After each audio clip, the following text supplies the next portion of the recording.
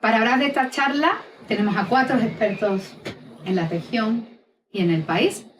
Queríamos tratar principalmente 3 temas, ¿no? El primer tema es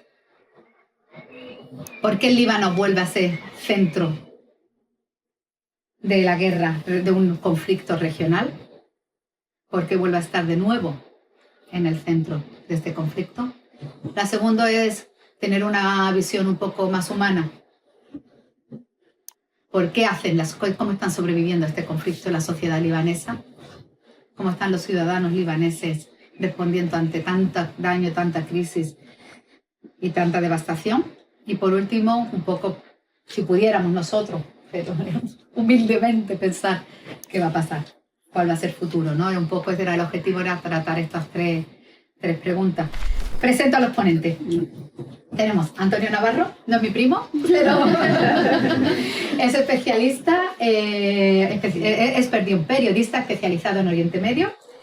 De hecho, sobre todo escribe sobre Irán, mucho. Ahora estos días, inevitablemente sobre Irán, y actualmente residía en Beirut también. Antonio Basayotes, profesor de la Universidad de Sevilla en Estudios Árabes e Islámicos. A nuestra querida Shirin Ismail, que ella es empresaria libanesa que reside en Sevilla desde hace un año, y a Furat, la dueña, arquitecta, antropóloga, emprendedora del restaurante La Beirutina, donde todos sois bienvenidos a La Beirutina, porque se come divinamente. Y habíamos planificado un poco, que yo le hacía unas preguntas, empezábamos con Antonio Navarro para que Antonio nos contara un poco sobre el país. Algo interesante es que el Líbano tiene oficialmente, si no me equivoco, 18 confesiones. Es un país con una diversidad tremenda de religiones practicadas por sus ciudadanos y resultado de esta pluralidad confesional hay unos acuerdos que establecen un pacto de gobierno confesional, es decir, los puestos en el gobierno y en la dirección del Estado están divididos según las confesiones. Un Estado confesional con un gobierno estructurado de forma confesional. Entonces nos gustaría que nos explicara esto porque esto es bastante difícil de entender en nuestra mentalidad de meritocracia.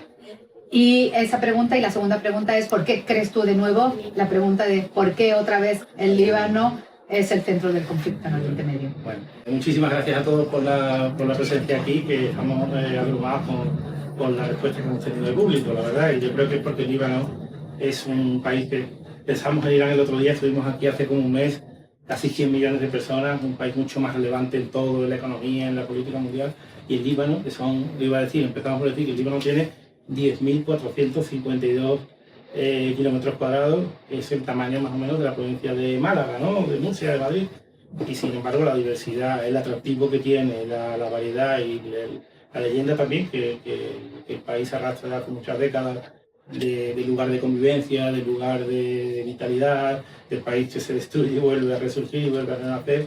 Yo creo que es por algo, lo hemos vivido, los que hemos vivido allí, y creo que hay algo especial en la sociedad libanesa. Hablamos de un país sin Estado, pero con una sociedad muy fuerte, muy vibrante y viva, ¿no?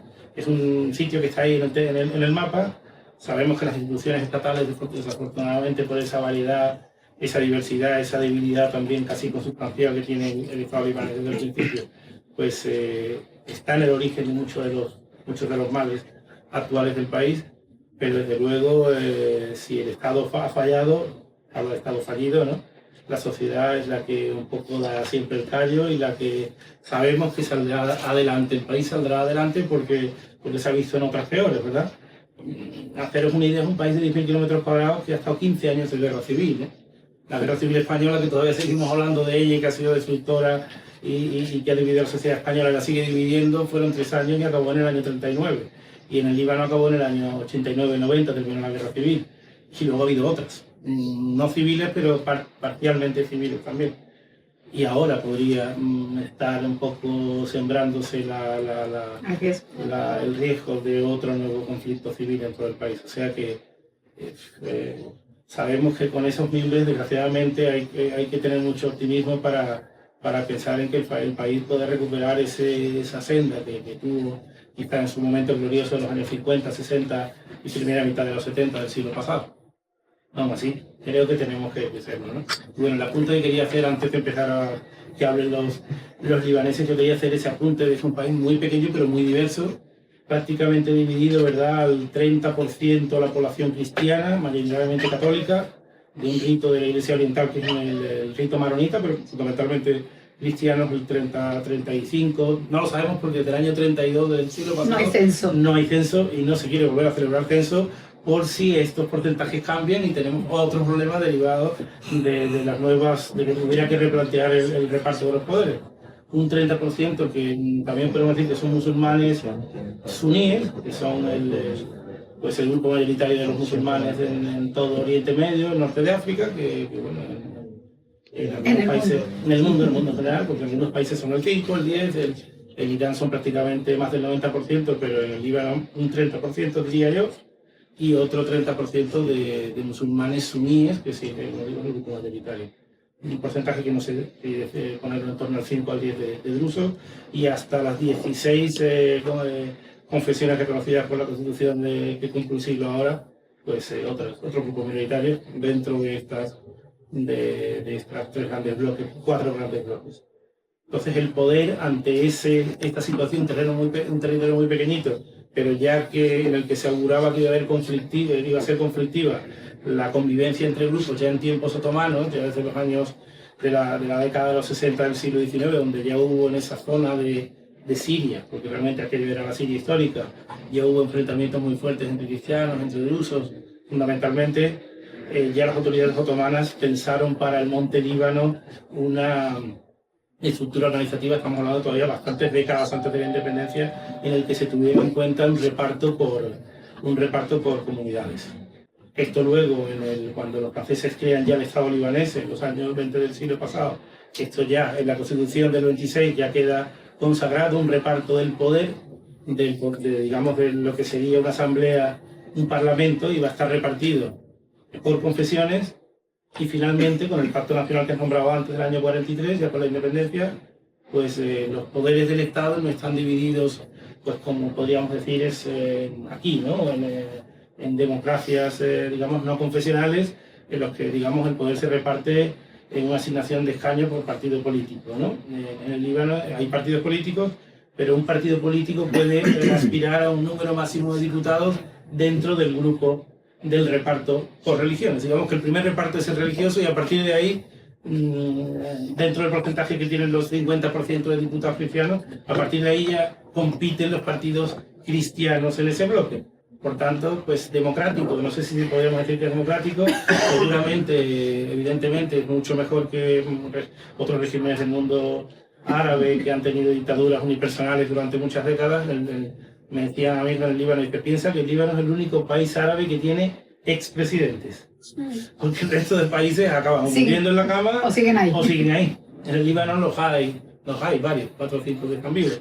Y eso pues lo hace más democrático, pero realmente pues hay un problema de base que acaba también haciendo que al final no es un sistema de pacto de élites. El poder lo pactan los patrones de cada gran partido. El partido cristiano pues serán Yahya o Jumblat o los Hariri, son los cabezas, digamos, de cada facción, son los que al final acaban pactando los grandes temas.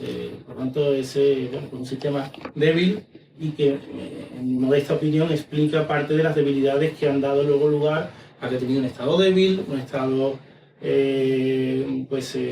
sometido a la influencia fundamentalmente, podemos decir, si estás de acuerdo conmigo, pues de Siria, de Israel y de Irán, que han sido los que, digamos, los 3 grandes poderes que en el último medio siglo han intentado pues hacerse con su parte del pastel dentro del Líbano. Y el resultado es que un país tan pequeñito, sin un ejército realmente capaz de proteger la soberanía del Estado, pues ha estado ocupado por estos 3 países de alguna forma, ¿no? Siria, que hasta hace un poquito retira sus tropas, Irán las tiene de alguna manera con Hezbollah, podemos decirlo, y Israel, pues que ha ocupado el país varias veces y amenaza con volver a hacerlo, ¿no? Entonces, bueno, pues esa es un poco el primer apunte que yo quería hacer para aterrizar, que saber que parte del atractivo es esa diversidad. También hay una conexión con Europa grande que viene pues de que fueron los franceses los que crean el Estado libanés, porque en su origen era más del 50% de la población del estado de Gran Líbano, del monte Líbano, eran cristianos. era más del 50-55. Luego digamos, incorporar más tierras de la antigua Siria con poblaciones chiíes y suníes, y la demografía que ha tenido también, la libertad de la demografía ha hecho que los cristianos hayan tenido probablemente menos descendencia, ha habido más emigración, y ese porcentaje inicial del 50-60% de cristianos se ha reducido hoy a un tercio aproximadamente. Entonces ya no es el mismo Líbano del principio, es otro país, no ha sido capaz de crear una ciudadanía basada pues, simplemente en la ciudadanía libanesa. Esa división sectaria sigue funcionando en todos los sectores de la sociedad, y de alguna manera el reto es una bendición y un reto. La bendición es, como decía Juan Pablo II, dijo en el 89, el Líbano es un mensaje, es un país, no más que un país, es un mensaje. Un mensaje de convivencia que yo creo que es un ejemplo, puede ser un ejemplo para todo Oriente Medio, que convivan en la misma calle, en el mismo país tan pequeño, cristianos, musulmanes, rusos y a la vez pues también es ese lastre. Probablemente un país mayoritariamente de una confesión, tenemos los ejemplos de Jordania cerca, por ejemplo, pues evidentemente eso lo libera de problemas también, de problemas humanitarios, ¿no? Entonces, bueno, como yo creo, como primer aterrizaje, esto quería decir que es fascinante, pero muy problemático, muy complicado, ¿no? No lo vamos a resolver ahora, pero seguro que vamos a avanzar. Gracias, Antonio. Gracias. Un actor súper importante en el Líbano, y que quizás no hemos mencionado hasta ahora, es Hezbollah. Hezbollah en el Líbano no es solamente un grupo armado, como se cree en Europa. Es también un partido político con una amplia representación en el Parlamento libanés. Es también un grupo de asistencia y comunitario, es decir, es un grupo que ha prestado muchísima ayuda a las poblaciones más desprotegidas. Y bueno, y es un grupo político, armamentístico y social que crece como un movimiento de resistencia a la invasión israelí. Por eso a mí me gustaría que nos contara un poco, Antonio, ¿tú qué crees? ¿Cuáles son los intereses que tiene Israel realmente en el Líbano y la situación actual? Sobre la cuestión, efectivamente, tú lo has dicho, ¿no? Hezbollah siempre se ha dicho que ha constituido, que ha venido constituyendo, sobre todo en las fases de mayor popularidad, ¿no? Un Estado dentro de un Estado, ¿no? Por esos caracteres, como tú bien decías, esa red de asistencia, esos servicios que prestaba, bueno, pues a poblaciones, a sectores de la población libanesa, donde el Estado libanés ni siquiera llegaba, ¿no? Un poco el modelo del Islam político, por ejemplo, que prosperó y que triunfó en Gaza con la rama de los hermanos musulmanes, que luego se convierten en Hamas, ¿no? Eso lo ha sabido hacer muy bien Hezbollah. También, en ese sentido, Hezbollah, no recuerdo dónde leí esto, pero decían que llegó a ser en un momento dado el segundo empleador, ¿no? del Estado. O sea, bueno, pero más allá de eso, yendo a tu pregunta, pues los objetivos, ¿no? Yo matizaría, o me gustaría hacer dos consideraciones previas, ¿no? Fundamentales, creo, con respecto a Hezbollah y como actor armado que confronta a Israel, y también en tanto amenaza, tal y como esgrime Israel, ¿no? En primer lugar, algo muy importante que no debemos olvidar, que hay que tenerlo siempre presente, y es que Hezbollah no existiría sin la invasión terrestre militar de Israel de 1982. En ese sentido, también hay que subrayar que en el año 1978, que es cuando se da la primera invasión israelí sobre Líbano, Hezbollah no existía. Pero es que además no existía ningún tipo de resistencia armada libanesa organizada. Con lo cual, eso creo que es una consideración, una consideración que no debemos perder de vista. Es decir, Hezbollah nace en un momento concreto, en un contexto determinado, que se obvia siempre en los medios de comunicación convencionales, los mainstream, que no se suele mencionar esto, y que obedece a una finalidad concreta, específica, y de la cual nunca se ha desviado, prácticamente nunca, que es la resistencia, la defensa del territorio libanés, la defensa de la soberanía nacional y específicamente la resistencia armada frente a la ocupación de Israel en el sur del Líbano. Dicho esto, también me gusta a mí hacer inciso no solamente con respecto a Hezbollah, sino con respecto a todo lo que pasa en el mundo árabe islámico cada vez que se habla de conflictos armados, y es la obsesión patológica que hay en lo que llamamos Occidente por interpretar todo lo que pasa en el mundo árabe islámico como algo religioso, en clave religiosa y en clave cultural, ¿no?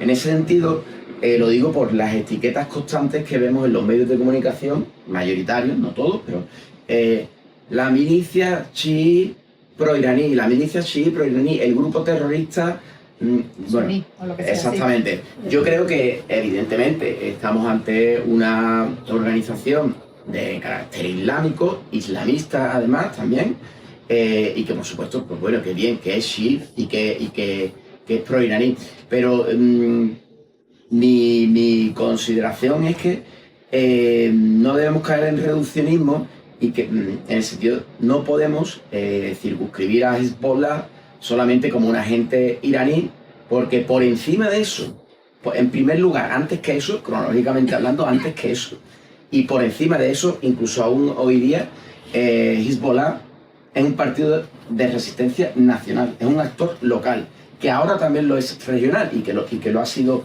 como proxy, pero eso lo podemos, hay que comentarlo en su contexto.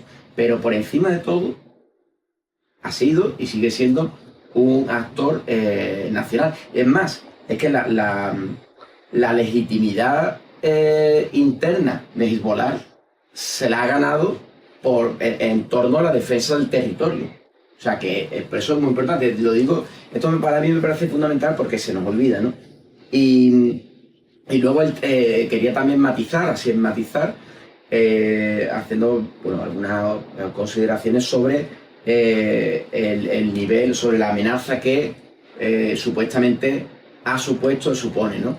Y en este sentido yo creo que es también importante recordar que históricamente, bueno, al menos yo lo considero así, como teniendo en cuenta los hechos, la historia contemporánea, y bueno, muchos analistas, expertos en geopolítica, analistas militares, lo consideran así.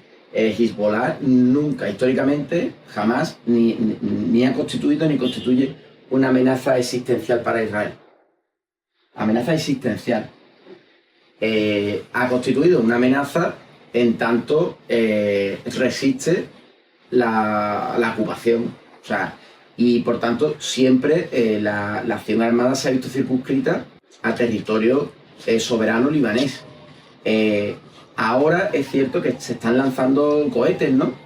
Cohetes y misiles, si queremos, ¿eh? No quiero Hezbollah ha empezado desde hace poco, ha entrado en guerra en apoyo a Irán, obedecen a una escala, a una guerra regional y a una escalada, que ojo, que es una escalada que tiene un contexto previo también, una escalada que viene, no debemos olvidar, desde muy atrás. O sea, la tregua entre Hezbollah e Israel, la última tregua es de noviembre de noviembre 24. De 2024. 2024. Bueno, respetada por Hezbollah. Claro, exactamente. Entonces, el contexto de escalada bélica lo empieza Israel con más de 10.000 violaciones, según la Organización de Naciones Unidas, y concretamente de los contingentes de Naciones Unidas que están allí, la FINUR, ¿no? Por el acrónimo, que están allí de observadores internacionales, más de 10.000 violaciones del alto al fuego y que efectivamente Hezbollah ha respetado. Por otra parte, también la mayoría de los analistas, y yo creo que cualquiera que sigamos aquí la actualidad, también podemos concluir, sin ser analistas militares, que Hezbollah ha sido diezmada brutalmente. O sea, que no ha pasado precisamente que no está pasando por sus mejores momentos, que la capacidad la tiene limitada. Ahora bien, es cierto que por el apoyo financiero, el apoyo en armamento que recibe de Irán, pues se ha visto obligada a entrar en guerra apoyando a Irán. Eso, pero que hay que verlo todo en su contexto. Entonces, lo que quiero decir es que viendo esta cuestión de amenaza, considerándola bien. ¿Israel qué interés tiene en el Líbano? Claro, bueno, voy a eso. Pues no, porque el interés declarado es acabar con la amenaza. Por eso estoy intentando... acabar con la amenaza. Claro, no es por conseguir más territorio. No, ese es el objetivo oficial declarado, claro. Ellos, evidentemente, Netanyahu, Smotrich no van a ir a la tele, pero bueno, lo están haciendo, que es lo peor de todo. Entonces, claro, para ver los objetivos reales, estratégicos, pues estamos hablando de algo mucho mayor, que Hezbollah. Por supuesto, Hezbollah, o sea, es un objetivo militar, claro, se intenta debilitar, pero más allá de eso, pues tenemos que ver los hechos sobre el terreno. Ha habido una expulsión ya de 1 millón de personas, desplazamiento forzoso. Eso nos da pistas de que lo que se está intentando hacer es vaciar del Litania hacia el sur, exactamente, todo el sur del Líbano, vaciarlo. Eso junto a los bombardeos masivos, no solamente del sur del Líbano, que decías tú que Netanyahu efectivamente lo tiene como obsesión, ¿no? Pero es que no solamente el sur de Beirut, de Tahrir, ¿no? También está bombardeando zonas de barrios residenciales de mayoría suní, cristianos. Ha matado ya incluso a una autoridad eclesiástica católica cristiana, ¿no? A varios civiles cristianos católicos. Por lo tanto, eso hace dudar de que ese sea realmente el objetivo. Y todo esto apunta a ese desplazamiento masivo, ese bombardeo a infraestructuras civiles, hospitales, destrucción masiva, y también con las declaraciones oficiales de los miembros del gobierno, no solamente de Netanyahu, apuntan a otra cosa. Bezalel Smotrich está diciendo que va a convertir el sur de Beirut en Han Yunis. El otro ministro que es fundamental, Ben-Gvir, que es la otra pata del gobierno de neosionistas, de fundamentalistas israelíes, está diciendo que hay que acabar, quemar todos los pueblos y todos los bastiones de Hezbollah. Es decir, está hablando de una guerra de devastación. Y luego Israel Katz también ha dicho que ha amenazado al gobierno por tanto, por extensión, al gobierno, a la población también libanesa, de la que depende, o sea, que votó a ese gobierno, con que acabe con Hezbollah, algo que saben que es completamente imposible, por lo cual, y está amenazando con que paguen un precio muy alto, ¿no? Entonces, quiero decir, el objetivo ahí es claramente, en primer lugar, otro objetivo, o sea, un territorial, desplazar, y luego, pues, yo creo que ocupar claramente. O sea, claramente. Se ha visto con el Golán desde después de 1967, se intentó ya desde 1982 con el sur del Líbano, no lo consiguió. En 2000 Hezbollah obtuvo la mayor victoria junto a la de 2006, expulsando a las tropas israelíes. En el año 2000 tuvieron que salir de ahí. Y por tanto es bastante factible. Es que el escenario que hay ahora mismo en el sur del Líbano nos resulta muy familiar. O sea, es que no son daños colaterales, que se puso 1 millón de... Entonces yo lo dejo ahí, gasificar el sur del Líbano y una ocupación que no requiera anexión formal al Estado de Israel, sino que puede ser como el Golán, anexión de facto, control operativo del territorio y... Mandando el ejército allí y ocupando el territorio. Claro. Gracias, Antonio. Cuéntanos un poco tu Fourat, un poco de la sociedad libanesa. ¿Existe esa identidad libanesa? A pesar de las confesiones, ¿es posible hablar de que hay una población libanesa con una identidad, no, a lo mejor fenicia? Cuéntanos un poco de la identidad. Creo que lo que han dicho los dos Antonios es muy importante. Han hecho una descripción muy triste de lo que estamos viviendo en el Líbano.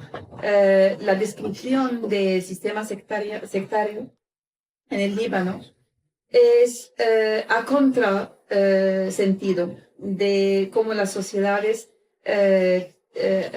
construyen un tejido social. Entonces, cuando las sociedades normalmente buscan hacer tejido de vínculos sociales a diferentes niveles para tener una resiliencia, una sociedad que puede menos vulnerable en general y que pueda sobrevivir y también desarrollar la política primero del colonialismo y luego de Israel y de toda la región ha sido una destabilización de estos vínculos. Entonces, cuando establecemos sistemas del Estado ya fraccionados, ya no tienen meritocracia, donde no hay ciudadanía, es ausente, entonces no podemos construir una sociedad que pueda sobrevivir lo que está pasando ahora. ¿Qué pasa?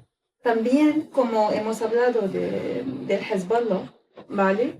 Hay, como has dicho, hay una obsesión caricatural de describir Hezbollah como un malo, ¿no? Un terrorista que viene para matar a los buenos, esa visión tan polarizada del bien y del mal, ridícula en estos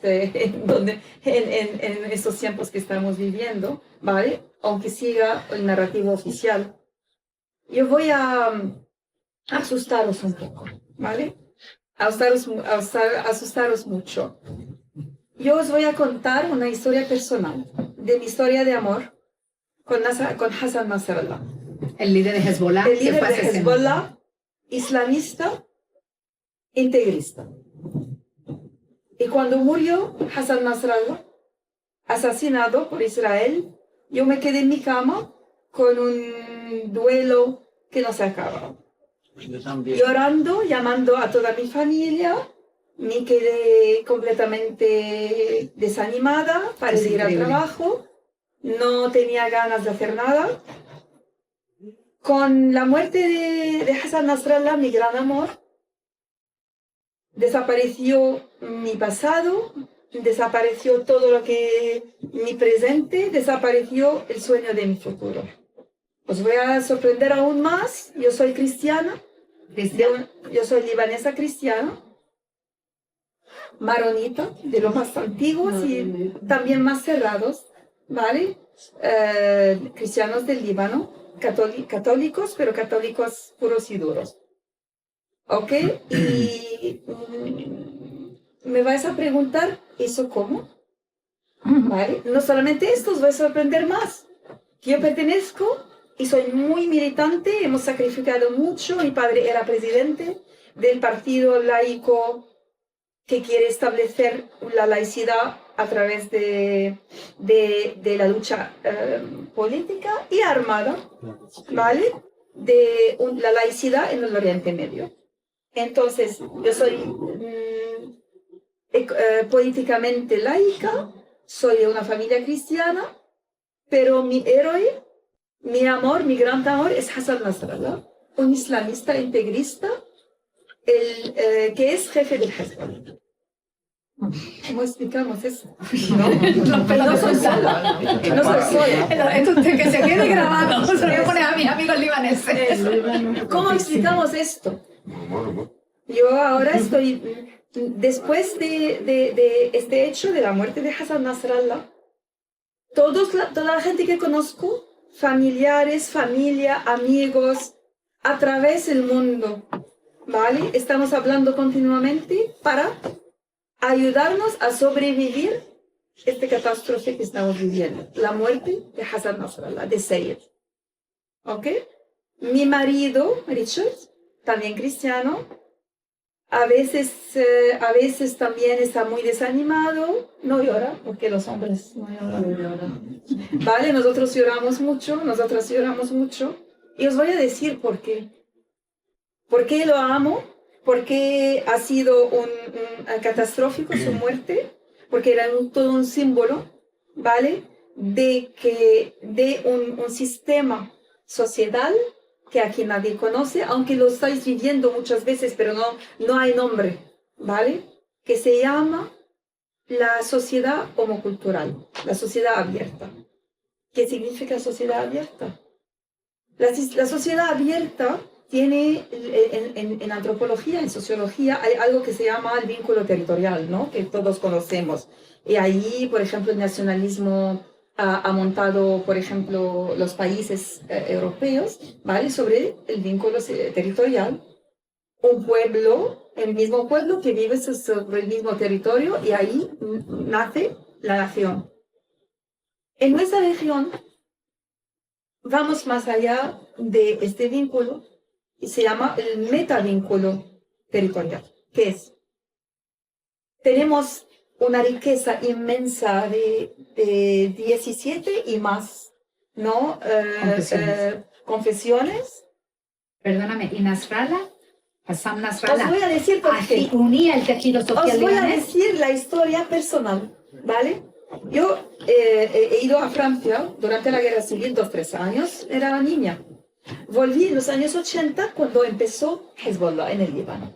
Hezbollah empezó integrista, intolerante, como ISIS, ¿vale? En El Estado Islámico. Eso. Entonces, ¿qué pasó? Vino Hassan Nasrallah. Hassan Nasrallah, muy religioso, pero humanista, un gran humanista. Tenía una visión y tenía una pertenencia muy clara al metavínculo territorial. Y ha decidido, desde su posición religiosa, mística, ir hacia los demás, porque no se considera perfecto y considera que la complementariedad y la vida en común es la que prima. Entonces, de ahí ha cambiado todos sus seguidores. Yo me acuerdo muy bien, 86, 87, estamos hablando de Hezbollah en los años 80, una milicia de guerra en el Líbano integrista. Tenían camiones vestidos de Papá Noel en Navidad, dando regalos, porque ellos también celebran Navidad. La Navidad. Yo estaba en la calle y recibí un regalo. Entonces, puede sorprender, porque parece un narrativo totalmente que nunca se escuchó, ¿verdad? Pues yo no lo escuché, yo lo viví. Y no solamente yo, no digo que no hay gente que está en contra, que no hay divisiones. Estoy hablando de lo que me une a Hassan Nasrallah. Lo que me une a Hassan Nasrallah es la convicción que la vida común con el metavínculo territorial prima. Es nuestra primera pertenencia. El resto no divide, el resto nos pertenece, pero no divide. ¿Ok? Es la única manera de vivir en común. Si pensáis que esto es solamente nuestro, no. Vosotros habéis podido, por ejemplo, aquí en Europa, ¿vale? Construir naciones al principio, aunque las naciones, desde este punto de vista, si vais a pensarlo, han sido tribales. Son identidades tribales de una nación, los francos, los ibéricos, ¿vale? Y han cogido un territorio, han puesto fronteras, limes, como el Imperio Romano. He dicho, aquí voy a hacer mi nación. En mi opinión, el gran avance de Europa ha sido, de estas naciones, ¿vale? De fundar a Europa, a la Comunidad Europea. Porque ahí se ha agarrado al metavínculo territorial. Claro, porque aquí habéis decidido que la vida en común, que lo que os une, que la complementariedad es mucho más importante que la diferencia. Y es porque también tenéis este malestar, ¿vale? Cuando hay movimientos separatistas, cuando hay la subida de la derecha, de la intolerancia. ¿Y esto qué es? No podéis quizás decir exactamente lo que es. Es la vulnerabilidad que implica este metavínculo territorial, que hay que proteger. Vosotros sois seres políticos y tenéis que proteger esta vida en común que tenéis. Y con esta barbarización de las mentes que está invadiendo al mundo a través de Netanyahu, de Trump y de los similares. Hay muchos. En cada país, en cada sociedad, tenemos este corriente cerrado y tenemos el corriente abierto. Nosotros tenemos que decir claramente la pertenencia nuestra o al corriente cerrado en cada sociedad o al corriente abierto. Y este corriente va a buscar puentes complementariedad con la sociedad árabe, la sociedad americana, la sociedad rusa, con este corriente abierto. Porque vamos a trabajar juntos en cada sociedad. No hay estos límites que Huntington pone, ¿no? De los bloody borders. Sí. Las fronteras de sangre. No. En cada país, en cada nación, en cada sociedad, hay dos corrientes en la sociedad. Entonces, en nuestra sociedad, que sea en Palestina, que sea en Siria, que sea en Irak, hemos tenido una riqueza inmensa durante miles de años de mini identidades que nunca se han pretendido pueblo elegido. Sí, se han considerado el pueblo elegido, ¿no? Nunca. Entonces, el vínculo territorial, por favor, hay que volver a ponerlo en su sitio. Cuando el vínculo territorial sigue una pertenencia de raza, de religión, de tribu, ya no es vínculo territorial. Ya ha perdido su dimensión antropológica, porque ya no define la vida en común.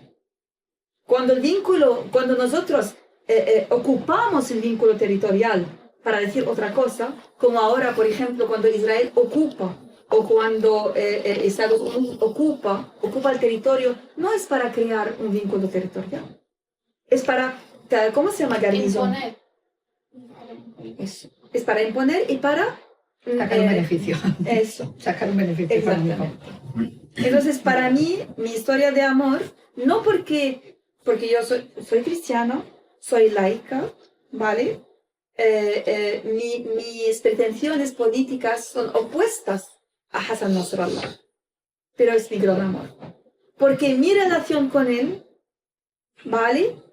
Ha sido the proof, La prueba que podemos ser diferentes y pertenecer a la misma sociedad. Y nosotros, yo personalmente, y seguro Shirin, y tú que has vivido también en el Líbano, y vosotros que habéis vivido en nuestros países, sabéis que nuestra lucha es proteger a la vida en común. Claro, defender la vida en común. Gracias, Cura. Gracias por este análisis. Muchísimas gracias. Y bueno, terminamos con Shirin para que nos cuentes un poco la magnitud del drama en el Líbano, cómo la sociedad está respondiendo.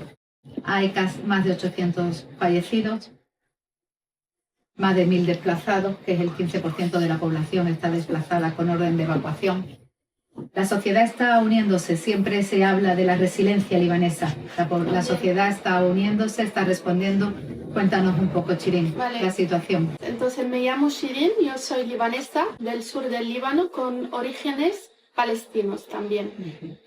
Durante mucho tiempo he sido intérprete, por esto hablo español, y especialista de viajes. Me he dedicado y hasta ahora a la operación de viajes.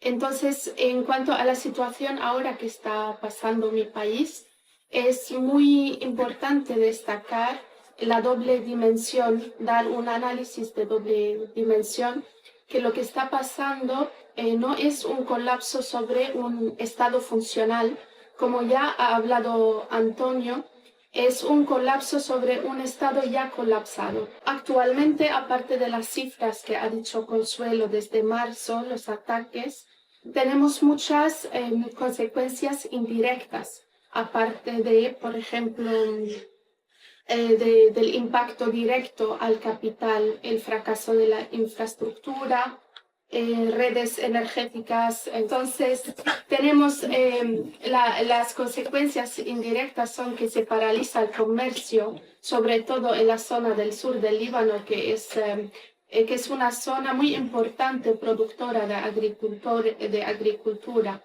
Segundo, suben los precios de los suministros. Entonces, ahora mismo hemos dicho que hay una inflación y la gente libanesa cobra muy poco. El sueldo mínimo no está bien regularizado con la inflación que hay. Por esto mucha gente inmigra y trabaja afuera. A pesar de esto suben los precios de los suministros, entonces es casi ilógico de poder sobrevivir esto sin una ayuda externa. Entonces estamos viviendo en un caos ilógico. Entonces también tenemos el sector turístico, que es el primer sector en el que yo he trabajado 9 años y sigo trabajando de primera mano, y he visto de cercanía cómo sube y baja en el Líbano desde 2018. Hablo del turismo receptivo en cuanto a los tours culturales, en cuanto a los restaurantes, en cuanto a la hotelería, agencias de viajes, etcétera, que es el primer sector del que el Líbano vive. Entonces, personalmente hablando de este sector, he visto, es un sector muy profesional. Cada persona que viaja al Líbano se sorprende de la mente aguda de los libaneses que sirven en este sector, de los perfeccionistas que somos, los curiosos. Siempre queremos trabajar sobre nuestras habilidades, somos muy hospitalarios, siempre queriendo desarrollar, emprender, y somos muy cálidos. Entonces, a pesar de todo lo que ha pasado a través de los años, yo he visto el sector invirtiendo de su propio bolsillo para pagar a sus empleados durante las fases muertas del turismo, porque el Ministerio de Turismo no hace nada nunca, es un supermercado, no hay luz, no hay nada, son todos muy viejos. Y hay mucha juventud creativa y que tiene muchas ideas y no puede realizarlas, van a realizarlo por su propia cuenta. Entonces, este sector, digo, cada vez que se cae vuelve más fuerte. Entonces yo he visto cuando vuelve, todo el mundo vuelve con mucha motivación. Por supuesto tenemos todos planes B, C, D. Entonces los guías turísticos, cuando ya no hay trabajo, van a enseñar. Todo el mundo lo tiene como muy bien programado. Si pasa algo, ya activamos el plan B que ya tenía. Por esto todo el mundo tiene el pluriempleo. Es algo también que hemos aprendido en el Líbano desde niños. Pues yo también, cuando trabajaba con Consuelo, teníamos varios empleos a la vez, y todas las libanesas. Entonces acabábamos una cosa, íbamos a la otra, y en nuestro tiempo libre pensábamos en una tercera cosa. Se vuelve como ya un hobby, por si acaso esto pasa, y hay un momento donde nada pasa, pero tienes un montón de cosas y estás burnout. Pero luego cuando algo pasa, dices, menos mal he estudiado esto, menos mal tengo esto. Entonces, el sector turístico, y tenemos también, aparte del turismo, también Israel ahora mismo, antes de cerrar el tema de turismo, ha puesto unas zonas rojas donde ella amenaza en poder atacar en cualquier momento.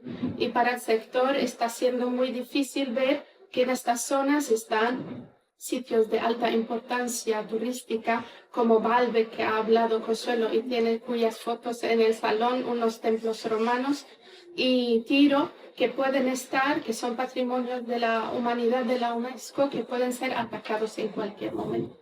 Entonces, o sea, si bombardean esto, nos dejan sin nada en un sector tan importante que ha sido honor para todo el sector por mucho tiempo.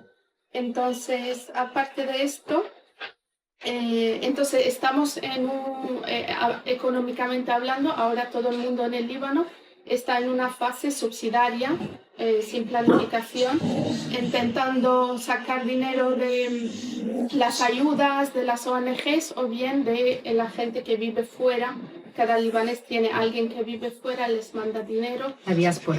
La diáspora libanesa.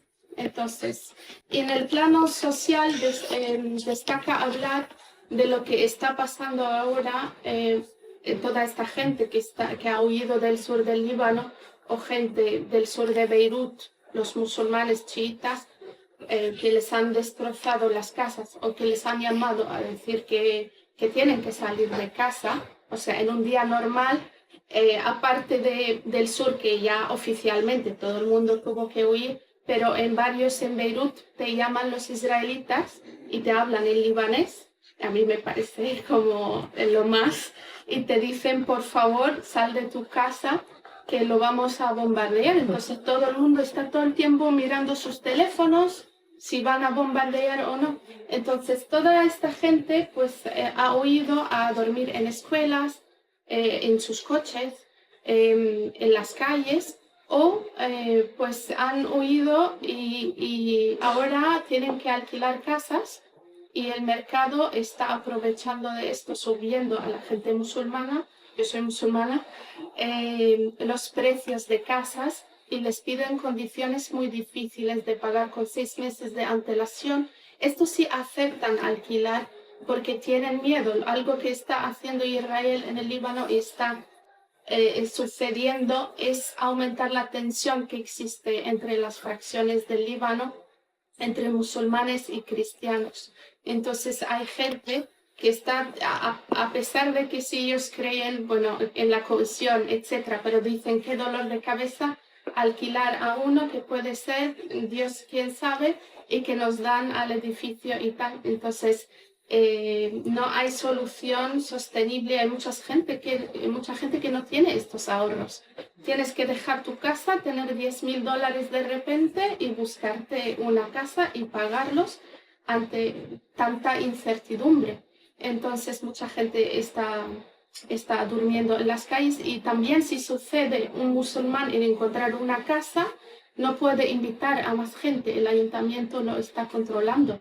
Quién entra, quién sale. Por ejemplo, mi padre no puede invitar a su hermano, está prohibido. Entonces está como hermanos enfadados contra ellos mismos, tíos, está como toda la gente ahora en una tensión de odio uno contra el otro. Claro, y una cosa que yo creo que no se ha dicho, que el lunes, me parece, ¿verdad? El lunes 1 de marzo, el gobierno declaró ilegal el Hezbollah armado, digamos. Las armas de Las actividades militares de Hezbollah, digamos, ya están prohibidas por ley, digamos, aprobado por el gobierno actual, por el primer ministro, que eso lo dijimos antes. El primer ministro tiene que ser suní siempre en ese reparto, el presidente tiene que ser católico maronita, y el jefe del parlamento, el speaker del parlamento, chií, y eso es siempre así. Da igual algunos, como el actual presidente del parlamento, Berry, lleva casi desde que naciéramos, algunos de los que estamos aquí de presidente. Y eso, pues al final. Y yo creo que otra cosa que quizás a lo mejor no todo el mundo lo sabe, que todo esto, este desplazamiento que se está produciendo, explicarlo, que a lo mejor esto todos lo sabemos, pero viene porque en el sur del Líbano es donde Hezbollah tiene sus armas, sus pueblos de mayoría chií, donde tiene sus combatientes, sus armas, y ha sido una orden de evacuación masiva de toda la zona, que se tuvo que haber desmilitarizado desde noviembre del 24 en adelante. Se había exigido, según también esa resolución de la ONU de 2006, que desde el río Litani hasta la línea azul, que es la frontera todavía, digamos, no oficial, pero la que sirve de frontera, se había comprometido el gobierno del Líbano que ya Hezbollah no iba a estar ahí, solo el ejército del Líbano. Y eso no se ha producido, y ese ha sido el ataque del otro día, después de la muerte de Khamenei, de Hezbollah a Israel, ha sido ya, digamos, la excusa o la entrada de Hezbollah en guerra, y a partir de ahí se han producido las órdenes de evacuación de toda la población, que al final son mayoría, ¿verdad, Shirin? Desde el Litani a la frontera, la mayoría de la población es chií, pero hay muchos cristianos ortodoxos, hay rusos, que no han dejado sus pueblos, como al que mataron no quería el pueblo. Ha habido un pueblo playa que es el pastor cristiano, bueno, cura, no se puede llamar cura, no sé. No quiso dejar su pueblo, decía que prefiere morir en su pueblo cristiano. Él y el pueblo entero, quiero decir, el pueblo entero, no solamente el pueblo cristiano, de mayoría cristiana, o totalmente cristiano. Y luego ese miedo es porque, a ver cómo se ve, hay que entenderlo. Yo lo entendería también, porque no tengo amigos cristianos en Beirut.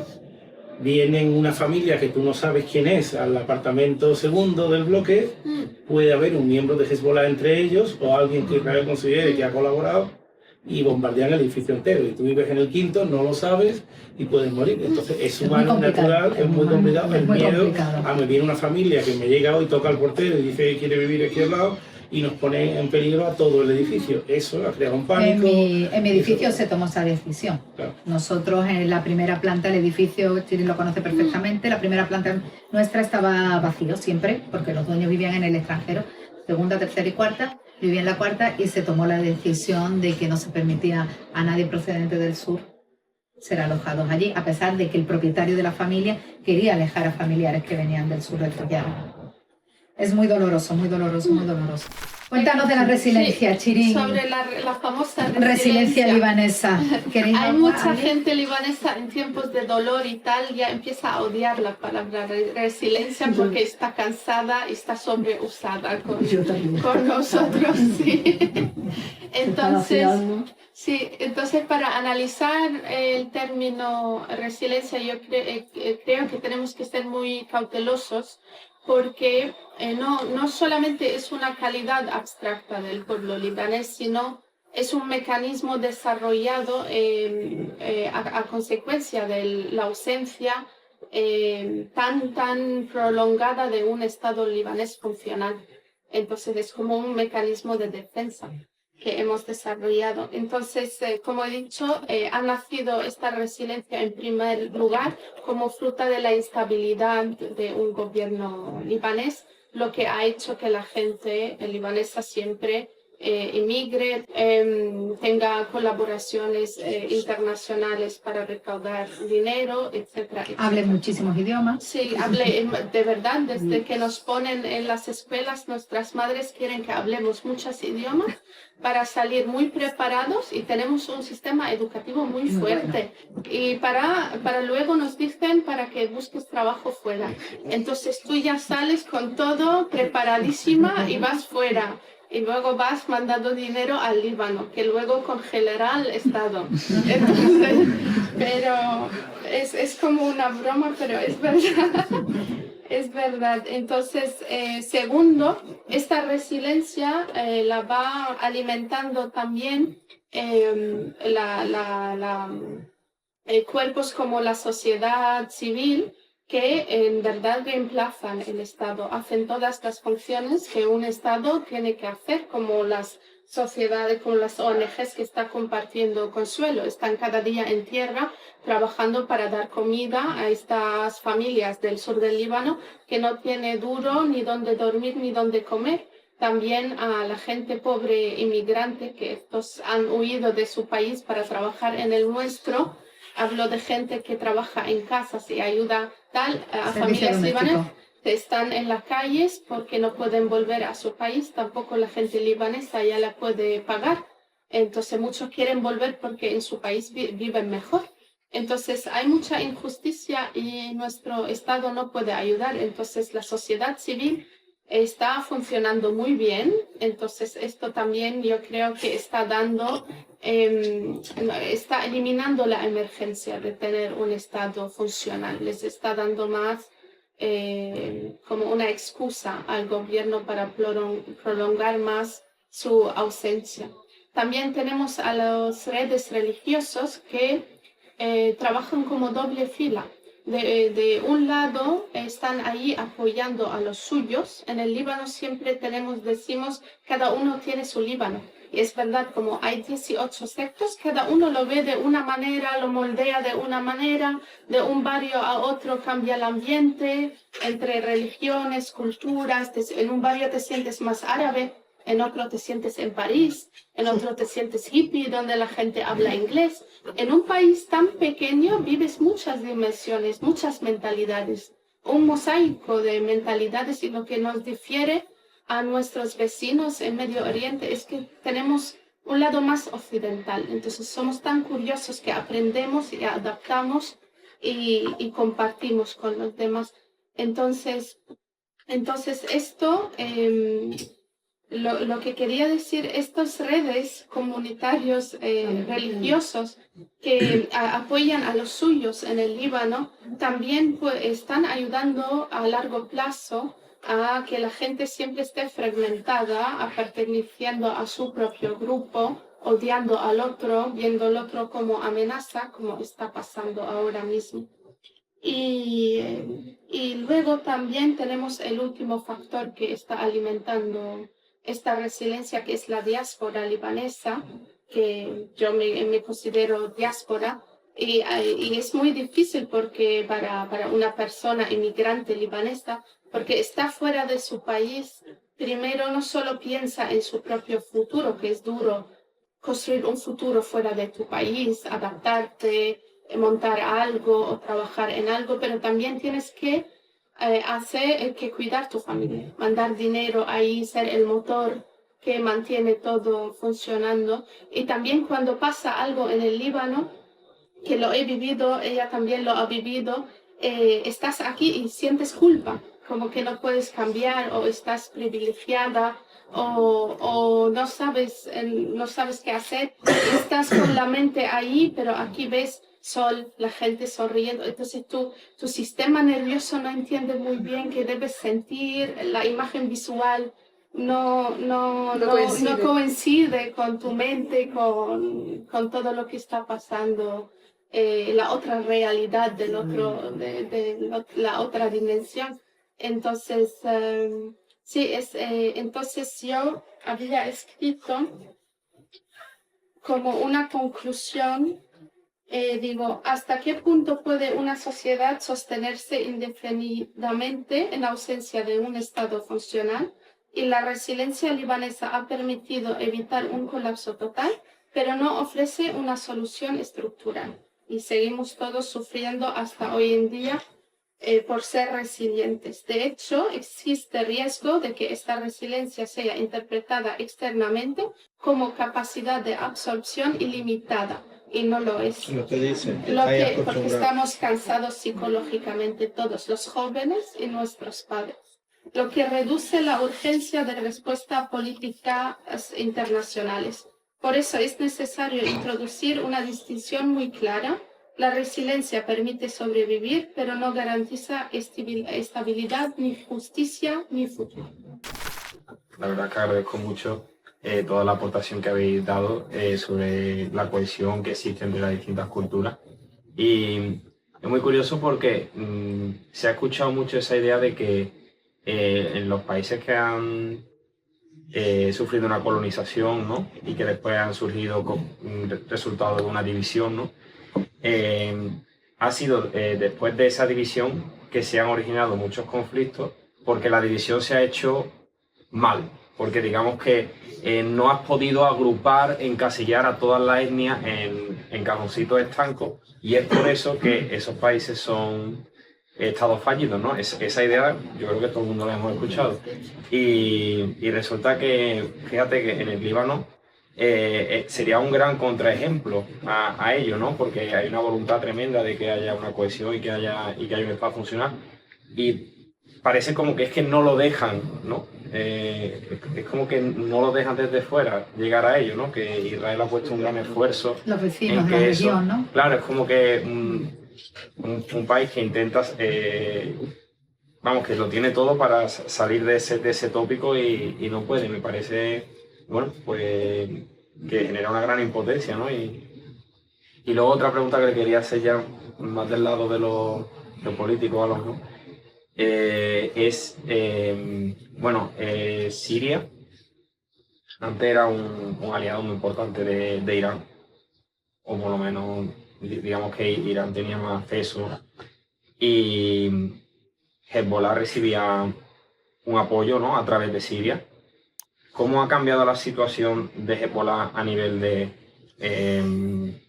militar o de apoyo financiero y demás a raíz de que ha habido este cambio de régimen en Siria y que, digamos que geográficamente se ha cortado el acceso a la influencia o al apoyo de Irán? Es complicado saberlo, aunque se supone que Israel bombardea la BK, aunque lo hemos hablado antes, no solamente se pretende debilitar a Hezbollah, ¿no? Lo vamos a estar claro. Pero en ese sentido, aparte de eso, en 2011 comienza la primavera árabe, concretamente también en Siria, ¿no? Entonces ahí es uno de los problemas que tiene Hezbollah, ¿no? Que entra, como sabéis, pues se convierte en una guerra por delegación con multitud de estados que defendiendo sus intereses y destrozando Siria, ¿no? Entonces Hezbollah precisamente es el momento en que, al entrar en esa guerra 2011, es cuando se ve afectado a la popularidad que tenía, porque mientras que en 2000, cuando consigue expulsar al ejército Israel de ocupación, y en 2006 que vence en la guerra de los 33 días, ¿no? Como se suele decir, ¿no? La guerra de los 33 días. O sea, vence, se supone que hay un empate técnico, pero claro, estamos hablando de una milicia que está resistiendo contra un Estado, una potencia nuclear. O sea, eso fue, salieron de allí los israelíes pues derrotados. Entonces, mientras que ahí había crecido mucho su popularidad, cuando entra en 2011 cae estrepitosamente la popularidad. Bueno, estrepitosamente no sé hasta qué punto, pero se ve afectada la popularidad de Hezbollah en el Líbano. Entonces, pues ¿cómo afecta? En ese sentido, no sé si he entendido tu pregunta. Me refiero si por ejemplo Hezbollah se ha visto debilitada porque haya habido este cambio de régimen. Sí, Assad, claro, la claro. caída de Assad, claro. Sí, claro, sin Claro. duda alguna, ¿no? Por eso digo, los suministros, pues, bueno, por algo se ha apoyado Israel, ha apoyado ese cambio de régimen. De ¿no? régimen, claro. Clarísimo. No solo eso, sino que se le ha pedido, ahora que el nuevo presidente sirio Al-Sharaa, que ha sido apoyado por Turquía, por Estados Unidos y Arabia Saudí, en fin, por ahora, digamos, el otro bando, se le ha sugerido que intervenga Siria para, digamos, derrotar también lo que queda de Hezbollah dentro de Siria y en la zona fronteriza entre Siria y Líbano. De momento no ha ocurrido, supongo que el Líbano tiene miedo a que vuelvan a quedarse, como ya se quedaron mucho tiempo los sirios dentro de su territorio, pero se ha rumoreado porque ahora, digamos... Y las fronteras están cerradas ahora mismo. Ahora mismo algo que no pasaba en la época de Assad ni nunca. No, bueno, ahora yo he estado en noviembre en Siria. Ahora están las fronteras podía por cerradas. eso. No, pero sigue abierta. Y los Amasná sigue abierto, vale. Y los libaneses no pueden entrar. No. No están prohibido la entrada. En Siria. Bueno, libaneses que no tengan un Que familiar... no tengan negocio familiar o residencia europea. Eso. Ah, si es libanés con pasaporte francés, Sí, puedes entonces entrar. puedes entrar. Vale. Bueno, una preguntita, que yo soy libanés y más o menos, bueno, cada uno tiene su forma de pensar y todo. Digamos que ahora Hezbollah, imaginemos que ofrezca sus armas en bandeja de oro. ¿Cómo se dice? Una bandeja a Israel. ¿Qué actitud va a tener Israel? ¿Qué va a crear otra vez como pretexto para seguir metiéndose en Líbano? Porque desde Sykes-Picot, Ben Gurion, la otra, ¿cómo se llamaba la ministra? Golda Meir. Golda Meir, es que todos son intentos para que metan la mano ya, porque ahí hay, creo yo, mucha agricultura, mucha agua, mucho gas, muchas cosas, y está, claro, la tierra prometida, que yo no sé cómo alguien puede creer en eso. Lo de los objetivos de recursos es importante porque ya se hizo en 1982, cuando se entró, o sea, se apropiaron rápidamente de recursos hídricos del sur y el agua de las manantiales, su suelo también. Claro, es Como que el río es muy Claro. emblemático. Claro, es que el Líbano es el único país de Oriente Medio con agua. Claro, Es el entonces único eso país. también es otro factor ahí. Que no se termine aquí, digo que... Yo creo que si lo hace y da las armas, crearán otro partido político para... Como Claro, han hecho sí. con Hamas en Siempre Palestina. habrá un nuevo.